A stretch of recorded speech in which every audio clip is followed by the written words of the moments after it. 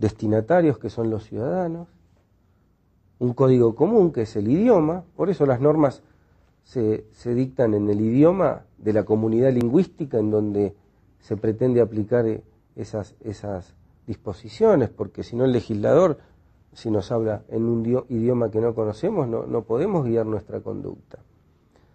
Entonces, siguiendo esta idea básica, hay derecho cuando hay lenguaje, hay derecho cuando yo quiero que alguien se comporte de una manera, hay normas cuando alguien pretende que alguien se comporte de una manera, y el derecho es esto en una forma más compleja y expandida, pero no es más que una especie de lenguaje normativo. Entonces, la identificación aislada de la norma, que es la primera etapa, tiende a determinar cuál es el significado de la norma, teniendo en cuenta cuáles son las convenciones lingüísticas de la comunidad lingüística involucrada, de la comunidad jurídica en donde se presenta ese fenómeno normativo. Posteriormente, cuando ya tenemos las diferentes normas que vamos a analizar, ya las tenemos identificadas, ya sabemos qué significan, qué disponen, qué ordenan, qué prohíben, posteriormente las sistematizamos y ampliamos un poco más el análisis. En esa ampliación del análisis comparamos las normas identificadas aisladamente con las normas inmediatamente conexas. Una vez que vemos cómo está conformado el sistema, determinamos sus propiedades lógicas, si el sistema es completo, caso contrario tendrá alguna laguna normativa, si el sistema es consistente, si hay o no contradicciones normativas. Una vez que se determina eso, hacemos la evaluación final, que es la evaluación coherentista, que es la evaluación de ese sistema, las normas aisladas, sistematizadas, con los principios jurídicos relevantes, que en general son principios constitucionales.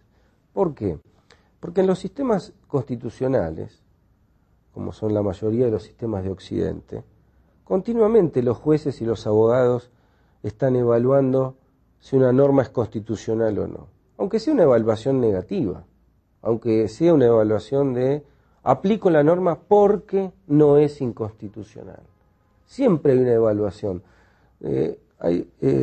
La característica central, estructural de los sistemas constitucionales es que son sistemas jerárquicos. Entonces, siguiendo el esquema de Kelsen que antes denominaba, lo que está en la parte superior de la pirámide jurídica, que son las normas y los principios constitucionales, penetran, invaden y de alguna forma controlan el contenido de las normas de los estratos inferiores. Entonces,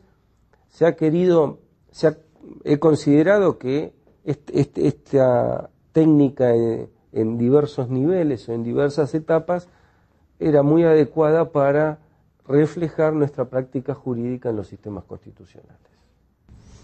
Juan Pablo, para entender uma distinção que até diferencia os juspositivistas ou, de certa forma, uma corrente a qual você adere, que é a ideia de análise lógica do direito, e as outras mais críticas, como de Dworkin e outros professores,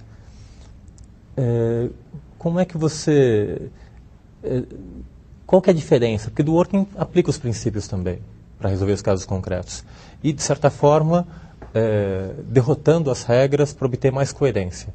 E você faz isso também. Sí. Qual que é a diferença entre o seu trabalho e o trabalho do Dworkin, por exemplo? Bueno, las diferencias son muchas. Lo mío pretende ser una respuesta. Si es exitosa o no lo es, ya lo dirán los demás filósofos, los abogados. Pretende simplemente dar cuenta de un aspecto de la teoría de Dworkin que no es compatible con el positivismo, que es que para Dworkin los principios no son identificables por su pertenencia al derecho. O mejor dicho, la pertenencia al derecho de los principios lo es de un modo extraño. Es dicho muy rápidamente, Dworkin dice que los principios dice que aquellos principios que mejor reconstruyen la historia jurídico-institucional de todo un orden jurídico pertenecen al sistema jurídico. Aunque no los haya dictado ningún legislador, aunque no se induzcan, aunque no, están ahí, están como en un lugar medio nebuloso, y por el solo hecho de que Dworkin para él la práctica judicial, si un juez dice que algo es un principio, ya empieza a tener forma de principio. Entonces... E para você, quando alguma coisa se torna princípio? Y yo propongo, no hay problema con los explícitos, porque los explícitos es el artículo 18 de la Constitución, el artículo 22 de una ley. Justamente la diferencia está en los principios implícitos, porque yo trato de elaborar un sistema de inducción de principios, utilizando el mecanismo clásico del método inductivo. Por esto he recibido algunas críticas, porque cuando he expuesto en congresos y en disertaciones sobre cómo inducir principios jurídicos con un grado probabilístico del 83,5%, a los abogados les suena como algo muy extraño, más típico de las ciencias naturales, de la estadística o de las encuestas, pero no es algo que les sea familiar, y que hasta causa cierta extrañeza ver que una propuesta en la cual yo pretendo inducir principios con un grado probabilístico porcentual, concreto. Yo a lo largo del libro hago ejemplos de inducciones de principios de casos jurídicos reales, del derecho penal argentino, del Código Civil español también, en donde tengo grados probabilísticos de inducción de principios desde un 50% hasta un 87,5%. Y el cálculo es muy simple en realidad. Si yo tengo un universo de casos, de 8 casos, voy a otro ejemplo. Si yo tengo un universo de casos de 4 casos, y resulta que tengo una laguna, y propongo un principio, y el principio se me verifica en los 3 casos que están solucionados, tengo un principio con un grado probabilístico del 75%. Ahora, si yo tengo un universo de casos de 6 casos y tengo un caso de laguna, ahí tengo y el principio que propongo se me verifica en 5 de los 6 casos del universo de casos, ahí el grado probabilístico aumenta al 83%. ¿Por qué? Porque la inducción es el grado probabilístico, es el cociente entre los casos verificados y los casos a los cuales el principio se aplica. Pablo, e que quando em vez de uma lacuna tem uma contradição? ¿Cómo? Em vez de uma lacuna... Una contradicción. Bueno, ahí la solución que yo propongo es eliminar el caso, y funciona exactamente igual como si hubiera una laguna. Yo tengo un universo de casos de 4 casos. En uno tengo una contradicción, lo elimino del proceso inductivo. Y, nuevamente, propongo un principio, se verifica 75%. A GV Direito vem investindo muito em pesquisa, em professores de tempo integral, e há uma colega minha, até a Maíra Machado, que estou em Barcelona também, que vem se esforçando para empreender pesquisas empíricas sobre direito. E apesar de grande parte da formação da escola ser de alguma forma crítica ou hermenêutica, eu venho acreditando muito nesse projeto de aproximação do Normative System, da análise lógica do direito, para orientar metodologicamente pesquisa empírica, tanto no aspecto legislativo como no aspecto jurisprudencial. E percebo que o seu livro é um guia para nós. Primeiro porque é um exemplar prático de aplicação de um modelo bastante abstrato, como o Normative System, ao direito penal, sistematizando o direito penal. E é por aí que vai a minha questão. Você começa o livro fazendo uma distinção entre interpretação e aplicação. Essa distinção também é muito presente no Normative System. Tanto que eles entendem que uma das teses centrais é a delimitação do sentido de lacunas no Normative System. No Normative System, as lacunas normativas aparecem no sistema em abstrato, no sistema genérico, e as chamadas lacunas de reconhecimento, as lacunas de conhecimento que dizem respeito às provas, as lacunas axiológicas, são problemas pontuais que aparecem no ato de aplicação do direito.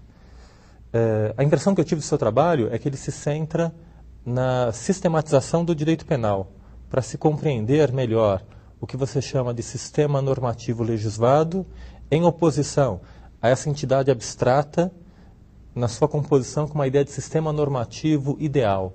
Então, eu queria que você falasse um pouco mais dessa sua experiência e das vantagens desse modelo na sistematização do direito penal argentino. Bien. Me recuerda cuando esto que decías al comienzo de aplicar normative system al derecho concreto. Cuando defendí la tesis doctoral, el presidente del tribunal, Juan Ruiz Manero, que es catedrático de Alicante,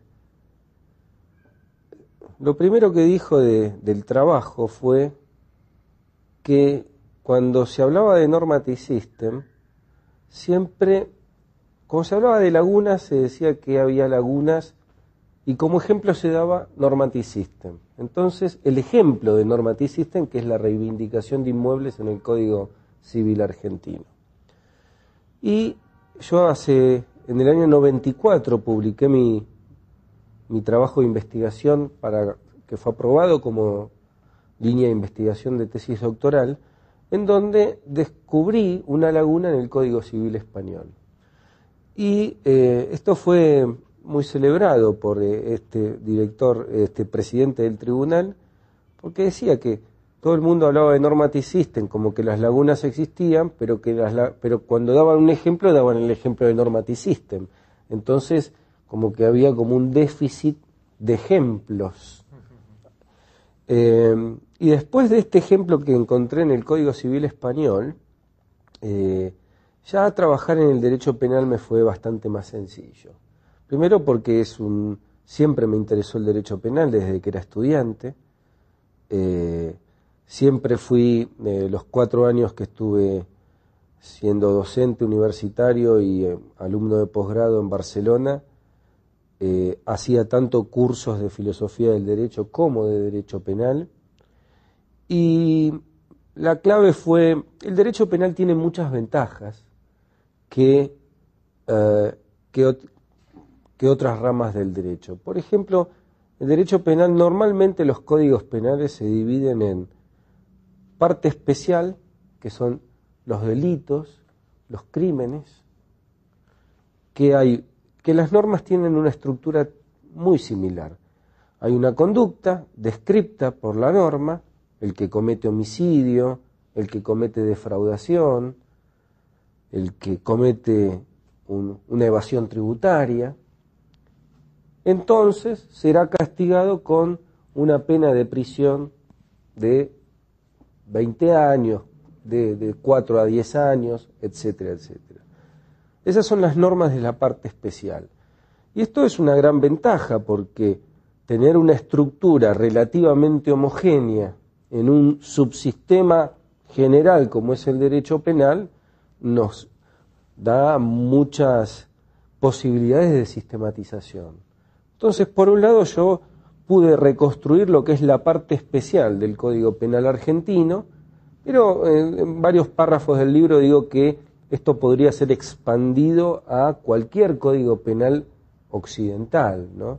Desconozco cómo es el Código Penal de China o de un país árabe o de un país africano, pero los que somos de la tradición judeo-romana, griega, Occidente, América, Europa y Australia y toda Oceanía, tenemos una cultura jurídica muy similar y todos los códigos penales en general tienen esta estructura. Entonces tenemos por un lado las normas de la parte especial, que todas tienen un hecho delictivo y una pena enlazada a ese hecho delictivo, y la parte general, que lo que nos dice nada más, o yo por lo menos la concibo así, nos dice la parte general cómo aplicar las normas de la parte especial. Entonces, hay normas sobre la tentativa, que dice que si se comete un delito pero no se obtiene el resultado, se reduce la pena. Y eso se aplica a todos los delitos de la parte especial. Después las reglas de la autoría. Entonces el cómplice primario tiene la misma pena que el autor y el cómplice secundario tiene una pena reducida. Eso se aplica a todos los delitos de la parte especial. Yo lo que sostengo es que las reglas de la parte general son metalingüísticas respecto de la regla de la parte especial.